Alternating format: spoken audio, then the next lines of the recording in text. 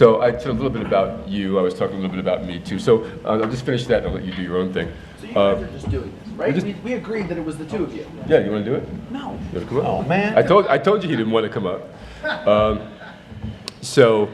Agentic was spun out of Mint Combine, which was an early incubator we started in 2011 for the Bitcoin sector, and then began to look at this more as a learning opportunity, and we turned it into a think tank, which is the world's first think tank devoted to cryptocurrencies and then blockchain development. So that's where I come from in this space. I was in venture capital before that. And then Dan, why don't you tell them about Impact PPA? So I come from the space that's really well suited for blockchain, entertainment, and media. I spent a bunch of years doing technology startups in the video game space, online and internet shit. And then about a year ago, one of my close friends and a CTO that I used on many projects came to me and said, I want to take your current project, which was in sustainability, in using wind and solar technology, and I want to do a blockchain application with it. I said, okay. First, you got to explain the blockchain, which led me down the path that we're all in this room about, right? Figuring it out, seeing how it can be applied in new ways. It's got some awesome power to it. So what I had been doing was installing a device that was a combination of vertical axis wind turbines and solar panels focused on developing nations. And I think that's why we're here to talk about how this can be applied to Puerto Rico. But That's what you're here to talk about. well, you know about Puerto Rico, right? Go on. So we started going down this path of using this hybrid system and then figuring out how we can make it easier for people to interact with the system. So the reason for doing that is everybody in this room has a phone bill. They get a utility bill. They have credit, they have identity.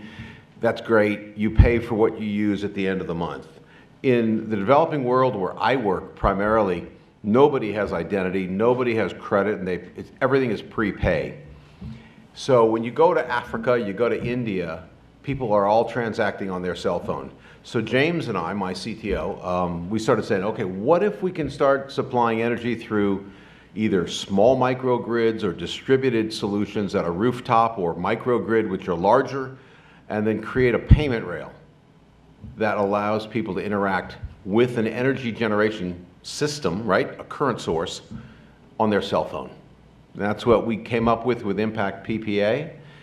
We've been showing it around the world. I'm tired of flying places, but it's been awesome. That's what we do. That's kind of the gist of it. Yeah, it's cool. That's why I became an advisor to the company. I thought that what he was doing is, and I saw a demo of it and I was sold. This is a space that lives very much in the ether, no pun intended. But when you see something actually live and breathe, it's a special day. And I think that in the context of Puerto Rico, specifically, I was, pardon me, when I saw the New York Times article, well, I know, number one, I've been in the space since roughly late 2011. And I saw the space, the article in the New York Times with Brock's picture and all that lovely stuff, and I was not happy.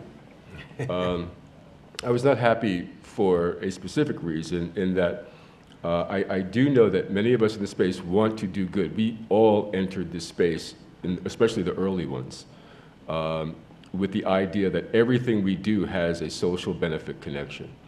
And then over the course of the past several years, we've seen Wall Street, sort of interject themselves. And I live in New York, by the way, so these are people who I knew before blockchain, some of them, who have gotten involved. And there's nothing wrong with wealth creation. I love it. We're all in business, in one business or another, and that business runs, by money. But the opportunity of having a think tank was instrumental in our thinking about the development of this space. In our understanding, every community is an ecosystem, every ecosystem is an economy. And this sounds a little crazy because now you talk about a multiverse or a multiplicity of tokens around the world. But with the internet, it's not hard to envision that. And it harkens back to the idea, for more recent historical context, America before the Civil War had over 10,000 currencies, active currencies. So you would have banks, you would have grocery stores, you would have municipalities. You know, this melange of value transferring, mostly locally because there's no internet, so you can't go peer-to-peer with someone in Canada with a New York State currency by the Bank of New York, but you could locally transfer that value pretty easily. The internet, of course, gives us global reach. So now we can transfer peer-to-peer value globally. So we should expect that there will be many different currencies that represent value. That value could be products, goods, services, or human capital. And when you talk about a place that doesn't have a lot of exports, a place that is just budding in entrepreneurship, and we can talk, I think, realistically about Puerto Rico that way, an asset like what you're doing and what others are doing that represents a value of a service, product, human capital, et cetera, becomes very important listening to Dale over here, the speaker before. You don't necessarily need the government to tell you how to create value with your own. You don't necessarily need the government to do that. I'm not anti-bank, I'm not anti-borders. I believe that those things will fall away of their own accord. I don't think we have to necessarily help them along. But the important thing here to understand is the value shift, right? Mm-hmm. So what happens, you know, and this is just a question to throw out to you. What do you envision when communities are generating their own power in a tokenized system, and what can they do with that? So there's 2 points on that question that I want to make, which is, first of all, we work at Impact, we work beyond the grid, primarily. We can do grid tie, and in those applications, we work with the local proxy, the utility company, the government, whomever, right? And we can just provide renewables and really jumpstart grids or supplement grids that might be driven by fossil fuel devices. In a lot of cases where I'm working, the generator there is in disrepair, really inefficient, generating power at, you know, I just came from a meeting where they were estimating cost at about $1 a kilowatt hour. You guys out here, the US average is 10 cents. So it's really expensive. I can produce renewable energy at about 6 cents on what's called the LCOE, the levelized cost of energy. So it's really much more efficient. You've gotten to the point now where renewables are, they're at grid parity. So why not use them? There's a bunch of other issues that get in the way, like storage and things like that. But renewables are at grid parity for the most part, so we got to use them. Can we hold on for a second? Can we hold on for questions just for a second? Okay. Thanks. Appreciate So, that. in the regard of where we work on the grid, it's awesome. Where we work beyond the grid, if you think about it, what is a government? Now, everyone is going to get all upset when I say that. A government is nothing more than a service provider at the end of the day, right? So if you can provide energy to a community that's beyond the grid, beyond that touch point of the government, you become the government. Now, I don't want to be a government. That's not what I'm saying. But you are now a service provider. So what we do is we install apps on top of our energy rail. So the clean water guy is coming in. He doesn't need to bring 20 or 30 kilowatts in a truck with him to purify water any longer. In Puerto Rico, that's a real problem, right? They need clean water. So we become a payment rail, nothing more, and let apps sit on top of it. You can look at what we do as we're the OS. We're Windows. And everybody else that wants to ride on top of that are their Word, their Excel is how it works. Applications, yeah, definitely. By the way, if you haven't noticed, my name is on the program here for a fireside chat. So what you're getting is a double-barreled fireside chat. I'm not the moderator. I'm just a guy talking about what I talk about. I play a moderator on TV. You do? Yeah. I've seen that. Right. It was an old show. It wasn't very good. So I want to switch gears a little bit because as amazing as what Dan does and as important as it is, when you look at places like Puerto Rico, you're running into some things. And I'm going to go back to my think tank days and go to the heart of what's really happening in this space. There is a value revolution happening in the world. So we've been able to look at this over time and say, okay, we can tokenize certain things and we can create these microeconomies and we can then put them on exchanges and we can create new value, not redistribute value, new wealth creation. Right now there's about $20 billion in fiat walking around with people where that money did not exist previously based on Bitcoin, Litecoin, et cetera, XRP, whatever. And that can be deployed in many different ways, either in token form or in fiat. We are now residing, close to be residing side by side with fiat as an economic force. That said, what's really happening in terms of value is that we found out, when I came from the VC space and we got into Bitcoin and we started to talk to large corporations about Bitcoin, altcoins, then blockchain, the very, very smart ones in the boardrooms, CEO, CMO, CFO, sometimes had very visceral reactions to what we were saying. They said, you know what, get out of here. We get kicked out of some really nice boardrooms. And at first we were kind of puzzled. We said, well, why wouldn't you want to know about technology? It doesn't make any sense.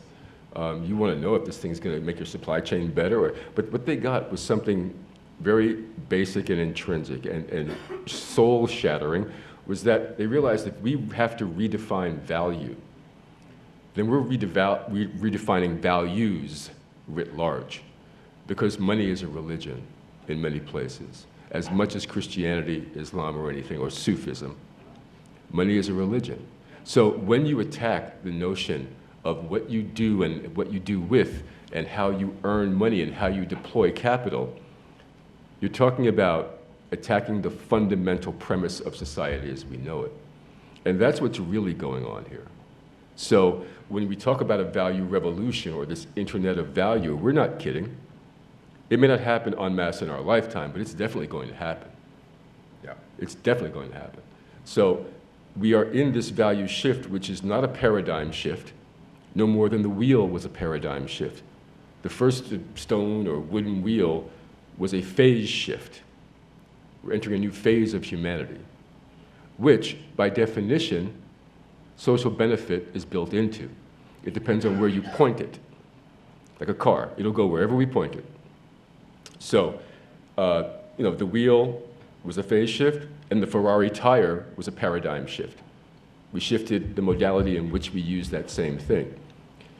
What we're talking about now is another phase shift. So this is human, X.0. Who knows, how many versions there have been of us previously. But it's a new version. And it's all based on what we're doing with the resources that we have and how that affects us as a society writ large.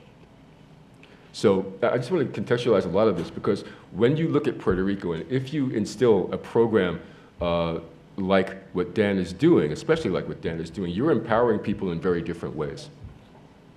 In very different ways. We talk about the federal government coming down and being paternalistic, and even how Puerto Rico was, the inception of the island itself was based on violence.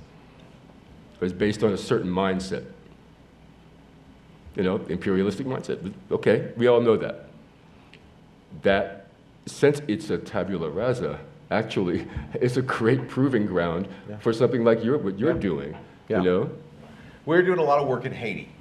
Just right down the Caribbean from Puerto Rico. Similar situation. 2 years ago it was hit by a Hurricane Matthew. The West Coast was decimated. We just finished doing 150 kilowatts in a city called Les Ewa. There are 42 more cities that we will be electrifying along that coast. The reason we can do that in Haiti easily is, one, it's kind of beyond the grid anyways, and all they had out there was remote distributed generation, right? Fossil fuel. So we can go in there and deploy renewables and actually become the utility company and empower the people to become their own providers of energy, right? They have distributed wind, distributed solar, and they will tokenize all of that energy generation through a payment rail, like I was just talking about.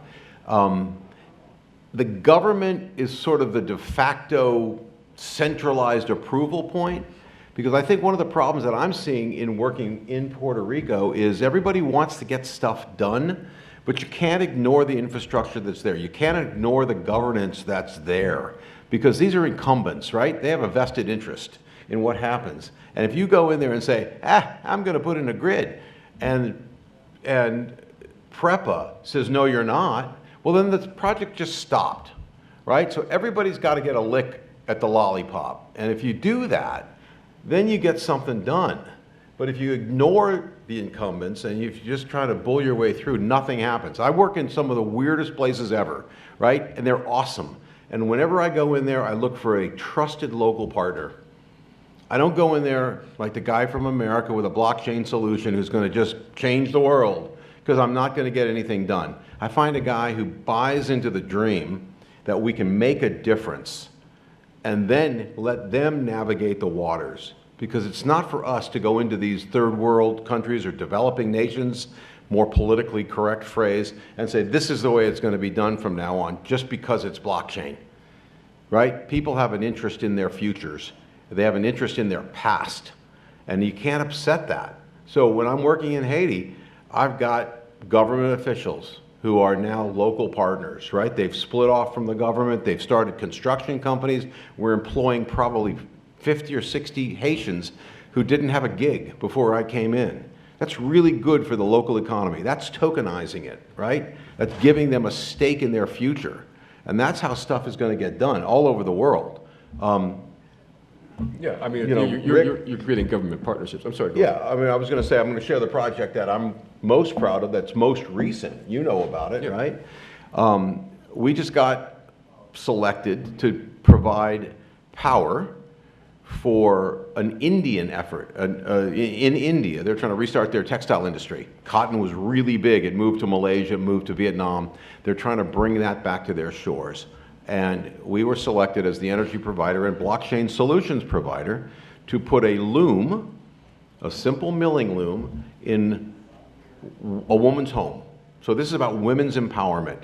And I talked to the minister in charge of the project. He said, how many do you think we're going to do, basically? And he's going to do 50 million women in the next few years. Say that differently. 50 million women. And they empower. Empower. Yes. Yeah. Thank you. Yeah. Thank you. No pun. Right? That's a lot of And it's all going to be done on the blockchain, right? So these women will work. They'll pay for the mills because nothing has value if it's free. So it's micropayments. All of this is going to be managed on the blockchain, transparently in a cryptocurrency. And adoption is a big deal, you know, Yeah. and that's where you find adoption. You find adoption with users. How many people are entrepreneurs here? All right. Cool. How many people are blockchain people here or crypto people here? How many are investors? Not bad. Okay, good job. Okay, so you should know that when you invest in operations like these, say you're part of the token sale for Impact PPA, which I think you should do, or any other credible project, that by definition you are a social impact investor. And you should only, as far as when we do at Agentic, only look at social impact because we believe that every blockchain project that is creating platforms like this is intrinsically socially beneficial and moves the needle more towards that future that we see with this multiplicity of tokens and the exchanges and everything else. You don't want a fractional ownership of a Lambo coin? I mean, no, you laugh, but I don't need Lambo coin, but fractional ownership is very important. I mean, we're doing a deal in Boston with a company called Muirfield, which is an existing private equity firm in real estate. So they go out and they get distressed, real estate assets all over the country or whatever, or condos or whatever, and they create this portfolio of real estate. Well, that used to be open to only U.S. Investors who had a certain threshold of capital they were willing to lose, qualified investors, if you will, and but the average, then they're getting 30% returns, crazy IRR, and nobody but that small subset of people are able to enjoy those kinds of returns. So what we did is we tokenized that project, and we allowed then for anybody in the world to join that. So if you have $500, $50, you can still get return on capital, right? So most of the people involved in that, and it is a SEC regulated token. It's a secure token, but it can also be bought as a Reg S and Reg D. But that being said, so that I think is a big part of this movement, in that everybody can now access a lot of the wealth generation properties that only were kept, under wraps by those who already had money. And so that again is another, wealth creation issue, not wealth redistribution, which is what I love about what you're doing, because armed with these tokens, you have the people who are generating their own energy essentially, that are able to then at one point hopefully float those tokens on exchanges like the ones that are opening up in Bermuda, Gibraltar, Malta, et cetera. And then start that going and then create this rising tide that lifts all boats. By definition, social impact. And it creates entrepreneurship in these developing countries where we're working. The guy out there who's maintaining the equipment can also be out there selling the tokenized energy and growing the installed base. And that incentivizes them to use power. I mean, the World Bank has some crazy stats about if you give a village electricity, the exponential growth that they see in expansion of the use of energy is, it's mind-blowing. I mean, it's literally the hockey stick of it, because if you live without it, you don't know what it is. I was in Lake Victoria a couple of years ago, and there was a guy who had a business charging cell phones. Completely off-grid, little village, and he had 100 cell phones on a table, and he had a bicycle out front, and he pedaled. He generated, it was human power, charging phones. That was his business. And you put renewables up, now he's got a more thriving economy. One of the great stories that I have from my past in this business is I gave a guy a unit which was 3 vertical axis turbines and a couple of solar panels in Ibadan, Nigeria. He found us through a friend of a friend of a friend, whatever. We just said, take the unit. He had a poultry farm. And if you let chickens run around in Nigeria, they get eaten by the animals, right? So we put them in a little hut. And the hut didn't have ventilation. So we gave him this unit. We said, hook it up to a battery, hook it up to this fan, blow wind through the chicken coop, essentially, and you can keep your chickens alive in the summertime.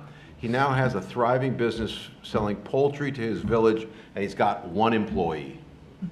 That's the kind of stuff that I do, man. That gets you up in the morning to do those kinds of projects, using renewables, which I'm passionate about. I'm a tree hugger, okay? It's important that we do something about that, especially with this administration, and move it forward and do social good. And that's what it's all about for me. I mean, you saw Rik was at a dinner last night on a project that we're working on in Somaliland for a woman who has, saved countless thousands of lives in Somaliland, and she pays $1 a kilowatt hour for power. We're going to put an installation on her hospital. All those cost savings are going to go directly into patient care. Yeah, this is what it's about. She's an amazing woman, by the way, Dr. Edna. Yeah. Yeah, I mean, this is the kind of things that are possible. So in terms of Puerto Rico, and I want to sort of keep it, why don't we keep it down to focus. When you have this blank slate, this tabula rasa, which is basically what it is, but it does have an infrastructure and a government, and you're right, you have to be sensitive to that to a large degree. But everyone's a partner. The one thing that really got me involved with tokens is that you don't need shares. Shares are zero-sum instruments. They're exclusive instruments. I have a share of this company, you do not. I have 20%, you have 5%, that's it. But in this token economy, these malleable, fungible assets, you can actually just create, everybody has the same stake. Everyone's aligned in what needs to happen. And that's another important financial and social aspect of this movement, is that tokens are not shares. I can own my own company. I can sell everybody in here enough, 80% of the tokens that exist. I still own the company, but my success is your success, and your success relies on me producing, right? So that is, a fundamental value paradigm in what's happening here. So, I mean, I don't know how much time we have. Is anybody keeping time? Oh, good, let's talk some more. So, Okay. let's take some questions, man. Oh, yeah. When he mentioned renewables, are all renewables powered with grid or only certain ones, like solar? The question is, are all renewables powered with grid? No, Paired with grid. pricing, right? Well, it depends on the solar and wind resource, right? So if you have solar panels and you have a good solar resource, a lot of sun, you'll find that there's going to be very close to grid parity in pricing. We use wind and solar, so we can increase what's called capacity factor, which is you have an acre of land, you know, based on how much irradiance you're going to get on that acre, how much power it can produce if it was properly installed, if panels were properly installed. Adding wind to that increases capacity factor. So we can bring up the amount of energy we generate and bring down the price, is how we do that. Anybody else? Yes, sir. Are SEC regulations obstacle for ICOs or not really? Well, it depends on what you're trying to do. You know, there was some guidance yesterday about Ethereum, right? So Ethereum is not a security; it's a platform. Now, you may build tokens on top of that platform that constitute securities. Yes. Depending. Be a broker to launch an ICO? Well, it's, you know, actually, you don't have to be a broker or a broker-dealer, but what you do have to do is you have to be compliant with certain types of tokens. Like the fund that I mentioned in Boston, the private equity fund, it's mid-market $200 million fund. We didn't have to register with the SEC, but we did have to be compliant in every way legally. Is that feasible for a small business or really only big companies? That does cost money. That legal, you know, aspect of it can cost anywhere from 100 to 200K, quite frankly. But, you know, there are, of course, benchmarks that are, you know, best practices that you can always use, that are already written, and, you know, and you can look at the verbiage and you can understand it if you're a student of that. You can exclude American citizens from your ICO as well. Yeah. Yeah. That's a really good point. But you're also going to look at utility and access versus, you know, is this really a revenue-generating opportunity for people, or are you providing access into a platform for them to do something? It's the Howey test, Well, right? yeah, but the end of the day. even the Howey test, with, and I'm assuming most know what the Howey test is at this point, but those even utility tokens can accrue in value if scarcity is created. So there's going to be a new taxonomy necessary to bridge the gap between straight utility and straight secure, if you get that. So that's being done now. So the ruling for Ethereum was maybe the first true, you know, really deterministic sort of stance that the SEC took on what is and what isn't. But we're going to have a lot more dialogue about that. And it's something that doesn't exist right now, right? It's something we can't describe right Well, now. they also have to figure out the rules that were written in 1933. We have to get Don't rid of those. apply in Yeah. 2018, right? Well, that's from a value perspective, a fiat perspective, and a legal perspective. And that'll be the final question. Well, if it's a final question, let me just get this gentleman over here. I'm See that? sorry, sir. We're running a little over time. Are we? But I would appreciate it, sir. Thank you. Okay. Give these guys a hand. Thank you. Ciao. Guys. All right.